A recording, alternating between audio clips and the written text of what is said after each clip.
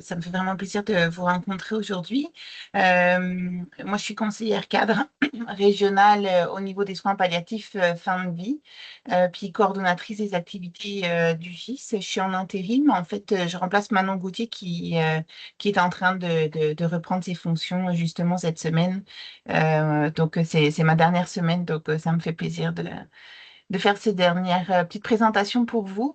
C'est une présentation que j'avais fait dans un autre cadre, mais les informations qui sont dedans, je pense, vont vous soutenir. Puis si jamais vous avez des questions, n'hésitez pas. Je pourrais aussi vous la faire parvenir. Par contre, je vous vois plus avec le mode présentateur. Donc, comme je n'ai pas de visuel sur... attendez, je vais essayer de faire autrement pour vous S'il y a voir. des Voilà. mains, Julia, je pourrais t'arrêter si tu Oui, veux. merci. Mais j'ai réussi, j'ai 3 écrans, ça y est, ça fonctionne. Mhm. Donc, donc c'est un petit peu, ben, en même temps, il y a des choses, vous allez voir, qui ont bougé, puis qui vont bouger prochainement. Donc, je vais ajuster en fonction. L'idée étant de vous présenter un petit peu, de répondre à des questions que vous aviez au niveau des, des critères. Sophie m'a transmis certaines de vos questions. Donc, je commencerai un petit peu pour la notion de cadre qui entoure les soins palliatifs fin de vie, hein. On est dans un contexte légal. Donc, on avait une politique qui datait de 2015, qui est disponible actuellement sur Intranet. On a révisé notre politique elle va passer au CODIR, au prochain CODIR. Donc là, elle a été validée par tout le processus et les différentes instances. Donc la dernière étape sera le CODIR. Donc ça va permettre aussi. Donc c'est sûr qu'avec l'agrément, bah, c'est un petit peu juste pour les gens de s'approprier une politique d'ici l'automne. Mais tu sais, c'est un document qu'ils vont pouvoir aussi regarder, c'est sûr, dans les prochaines semaines. Euh, Au niveau d'un autre critère de priorité élevé que vous aviez mentionné, c'était l'accès en fait à une équipe interdisciplinaire dédiée en soins palliatifs fin de vie. On a fait un guide de fonctionnement du GIS. Lui aussi, c'est marqué à venir, mais ça y est, lui aussi, il a été validé par le comité stratégique. Donc, il va y avoir un webinaire qui va être fait durant l'été pour présenter justement cette équipe qui est un groupe interdisciplinaire de soutien, le GIS, avec sa structure qui a été revisitée puisque son mandat a changé avec les changements de loi. Avant, le GIS était très identifié AMM. Maintenant, on est dans quelque chose de plus ouvert sur les soins palliatifs fin de vie. Et ça, on veut vraiment soutenir les professionnels, tant les professionnels compétents qui effectivement donnent un soin d'AMM ou de SPC, comme les médecins ressources ou les IPS, mais aussi tous les professionnels ou intervenants ou bénévoles ou organismes communautaires qui sont sur notre territoire et qui se posent des questions, qui vivent des enjeux éthiques, cliniques, des impasses thérapeutiques, des besoins d'information. Donc, ils peuvent se diriger vers nous. On a mis en place des comités consultatifs pour des situations complexes, pour qu'ils puissent avoir des professionnels selon le besoin, assis autour d'une table ou d'un Teams plutôt pour réfléchir et avoir des pistes d'orientation. Voilà un petit peu pour ce qui est du GIS. On est en co-gestion avec des médecins, donc on a des médecins très impliqués, on en a 4. On essaie d'en avoir plus et on a nos répondants locaux aussi du GIS que la politique vise justement à intégrer dans chacune des directions pour pas que ce soit uniquement le SAPASAN, puisque les soins PAL sont transversaux, hein, ils concernent toutes les directions. Et c'est ça que vient amener justement cette nouvelle loi de 2023, puis la politique en soi. Vous avez aussi des questions sur les outils d'aide à la décision clinique. On en a recensé plusieurs. Il y a l'outil de détection de la détresse. Les liens sont accessibles dans la présentation. Donc, tu sais, vous allez y avoir accès. Vous voyez, je clique dessus, puis vous pouvez y accéder. Donc, tu sais, c'est la facilité aussi pour ça. Pour la suite, en 15 minutes, je vais avoir du mal à faire le tour. Mais retenez que l'idée, c'est vraiment d'aller vers une approche centrée, une approche palliative qui est intégrée. Et en fait, on quitte un petit peu les soins palliatifs qu'on visualisait comme uniquement à la fin de la vie de la personne et on essaie d'intégrer la discussion, la prise de décision justement sur ce qui s'en vient pour la personne précocement, c'est-à-dire vraiment dès l'annonce d'un diagnostic, dès l'annonce d'une pathologie grave, dès l'annonce, là, on parle de soins palliatifs. Pourquoi? Parce qu'on va y intégrer les niveaux de soins, on va intégrer les directives médicales anticipées, on va se retrouver peut-être à discuter de dons d'organes, on va peut-être enfin, vous voyez, il y a beaucoup de sujets qui, du coup, peuvent survenir dans des situations où la personne voit que sa vie, effectivement, va peut-être être raccourcie du fait de sa maladie ou de son pronostic. Est-ce que ça va toujours? Il n'y a pas de main levée. Oui, tout est beau, tu peux continuer. Euh, On a aussi actualisé en fait le site internet. Je vous encourage à aller voir. Donc, on a ajouté des informations au niveau des médecins des IPS pour le site Santé Laurentide. Puis la page pour les personnes, les proches et les usagers aussi, elle est vraiment très avancée. Les deux autres pages, intranet et la page Santé Laurentide pour les personnes extérieures qui n'ont pas un jeton puis qui n'ont pas accès à intranet, on est en train elle est en travaux encore, mais on a essayé déjà de placer justement l'approche palliative intégrée. Puis les différents outils qui sont nécessaires dans la décision, comme l'échelle de Zarit pour les proches aidants et aussi l'échelle de performance pour les patients sympathiques, qui est un outil de l'approche palliative intégrée. On a aussi déposé notre modèle de soins palliatifs. Encore une fois, comme je vous disais, l'idée, c'est d'aller le plus précocement possible dès l'annonce d'un diagnostic ou d'une maladie.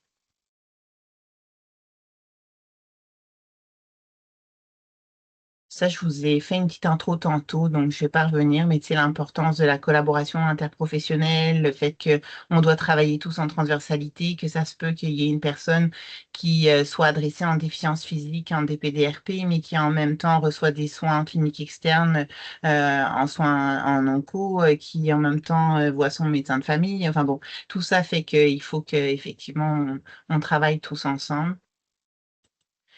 Euh, Vous allez avoir au niveau du critère concernant le choix éclairé, moi je vous oriente, puis les différents critères qui vont suivre, j'ai juste éteindre un petit peu la clim qui fait du bruit. Euh, Vous allez avoir, il y a 5 dépliants qu'on a sortis, donc qui sont dans le fond ici, qui répondent à plusieurs des critères au niveau de l'agrément. Donc, moi, je vous encourage à les imprimer, à les présenter aux équipes. On a fait le tour, on a fait la tournée des JMF de toute la région. Donc, on a rencontré les médecins de famille, les IPS, les travailleurs sociaux des JMF, et on en a profité pour aller dans les unités soins palliatifs de chacun des hôpitaux. Donc, on a déposé ces dépliants, mais tu sais, je pense qu'il faut continuer à en parler. Puis, ils sont disponibles vraiment pour les usagers. Ils ont été faits pour eux. Donc, c'est un bon moyen de débuter une conversation avec quelqu'un qui se pose des questions sur c'est quoi les soins palliatifs, euh, tu sais, à quoi je peux accéder, etc. Donc, vous en avez sur les directives médicales anticipées. Je crois qu'il y avait des questions à ce sujet-là, donc ça peut guider. Sur la sédation palliative, les niveaux de soins, puis l'aide médicale à mourir. Euh, Ça, c'est une priorité normale. Vous n'aviez pas de questions là-dessus, donc je vais le passer. Ici, bon, l'expression de la volonté, ça revient à ce que je vous disais, dépliant sur le niveau de soins, bien sûr, la politique qui s'en vient, euh, parler avec la personne, effectivement, vous avez le dépliant, mais vous avez aussi le guide explicatif niveau de soins de 2009 qui est disponible. Les DMA, donc là encore un dépliant pour ça, mais vous avez aussi un aide-mémoire pour les professionnels. Euh, donc une page aussi hein, qui est complètement dédiée au DMA sur le Santé Intranet. Sachez que toute personne qui reçoit en fait un patient qui est déclaré inapte médicalement, ben, le professionnel, il a la responsabilité d'accéder en fait au registre de la RAMQ puis de vérifier si la personne, elle en a ou pas des DMA. Ça, c'est important parce que c'est méconnu. Moi, j'ai beaucoup encouragé dans ma pratique, parce que j'étais travailleuse sociale avant, de dire, ben, mettez donc un collant sur votre RAMQ si vous avez fait vos DMA. C'est pas encore, ça, on a encore du chemin à faire, mais puis les gens confondent DMA, DAM, les demandes anticipées d'aide médicale à mourir. Donc, toutes les lettres se ressemblent. Donc, c'est pas forcément évident, mais juste sachez qu'elles sont disponibles dans le registre de la RAMQ, puis les gens les ont faites pour qu'elles soient consultées. Donc, si une personne est inapte, c'est important d'aller voir. Euh, Au même titre, je repense aussi, dans la RAMQ, vous avez aussi les demandes anticipées d'aide médicale à mourir. On commence à avoir beaucoup de personnes qui en ont fait et on commence à avoir des aides médicales à mourir qui sont données après après que la personne ait formalisé sa demande anticipée. Donc, c'est important de consulter ce registre RAMQ. Donc, bon, bah, la procédure visant à répondre aux demandes d'AMM, justement, ben, il y a le dépliant qui est là. On s'est surtout attelé à la politique. Il y a une procédure d'AMM qui s'en vient, mais pour l'agrément, malheureusement, elle ne sera pas prête. Donc, c'est pas encore ça. Par contre, on a la trajectoire des demandes contemporaines d'aide médicale à mourir qui a été validée. Donc, elle s'en vient avec le guide de fonctionnement du GIS dans un webinaire sous peu. Il y a déjà peut-être des personnes qui ont déjà vu également, mais c'est ça. Ça, je vous l'ai dit.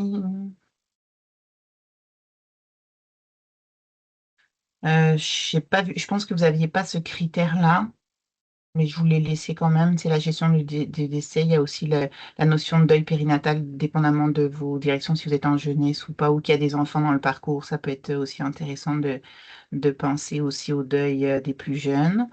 Euh, le constat de décès, tout ça. Si vous n'avez pas de questions, je vais avancer. On revient sur les dépliants qui répondent. C'est là, on est dans le critère de soutien aux personnes proches aidantes. Donc là, si vous retenez dépliants, vous avez l'assurance de bien répondre à toutes leurs questions qu'ils peuvent avoir.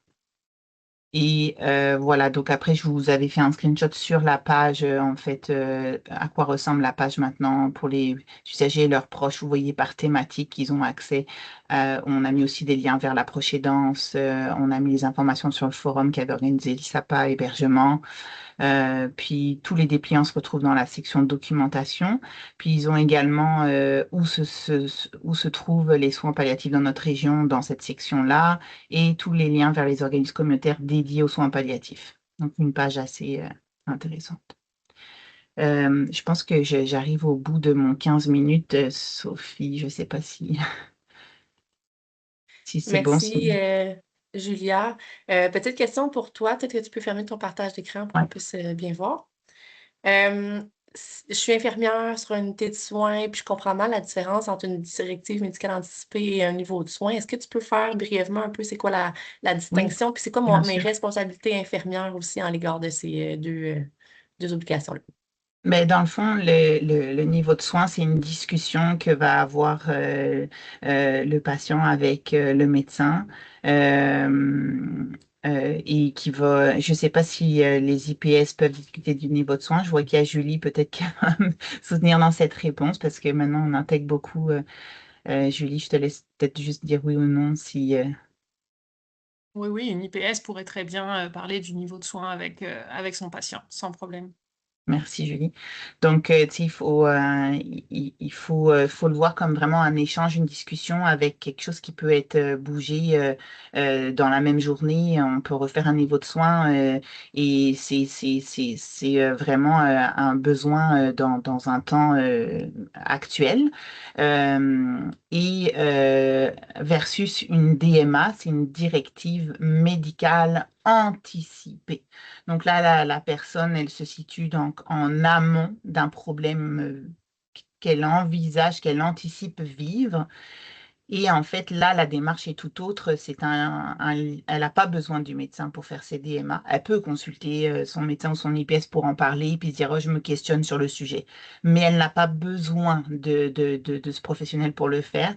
Et elle va appeler la RAMQ, donner son numéro. Ils vont lui envoyer par la poste un formulaire avec un code barre identifié.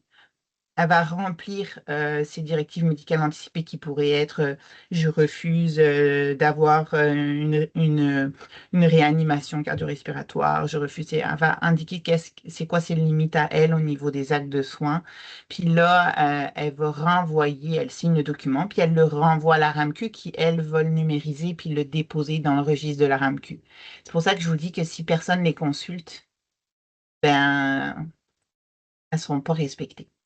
Donc, Et dans quel euh, contexte l'infirmière doit consulter mais les éléments? comme je disais, quand il y a une inaptitude, dans le fond, que la personne n'est plus en mesure de dire, parce que si la personne est en mesure de vous parler, elle peut vous le dire, là, ce qu'elle veut vraiment, mais si l'enjeu, c'est au moment où elle devient inapte médicalement, puis qu'elle peut plus verbaliser que j'accepte ou pas. Et là, ben, si elle l'avait nommé avant, ben, c'est ça qui fait faux. Super, merci. Y avait-tu des questions autour de l'écran? Je n'arrive pas.